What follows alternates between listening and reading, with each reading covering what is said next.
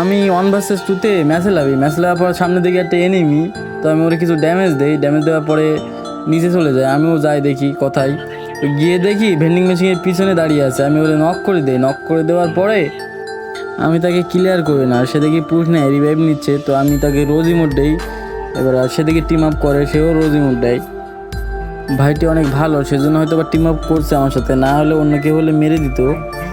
তো সেদিকে একটা গোলাল মারে, আমি ভাবছিলাম যে এনিমি মারছে, আমি তো এনিমি ভাবছিলাম, তারপর দেখি না, তার ডুও পার্টনার ওটা। তো আমি এনিমি ভাবছিলাম প্রথমে, কিন্তু না, সে ডুও পার্টনার। তো আমরা ক্লক টাওয়ারের বাইরে যাই, বাইরে এসে দেখি ভাইটি আবার রোজ ইমোট দিছে, তো আমিও রোজ ইমোট দেই। তো একটা সুন্দর মুহূর্ত ছিল এটা, তো আমি আরেকবার রোজ ইমোট দেই। তারপর ওখান থেকে আমরা সামনে আসি, সামনে আসার পরে একটু সামনে এসে আমি লুটে বসি, লুট করছিলাম। লুট করতে দেখি পিছনে ভাইটা ডাকে, তো আমি যাই দেখি ভাইটা ইমোট দেয়, ইমোট দেওয়ার সাথে সাথে আমি মারা দিই। আমি ভাবছিলাম ভাইটাই মেরে দিয়েছে, কিন্তু না, পিছন দিকতে দেখি এই মেরে দিছে।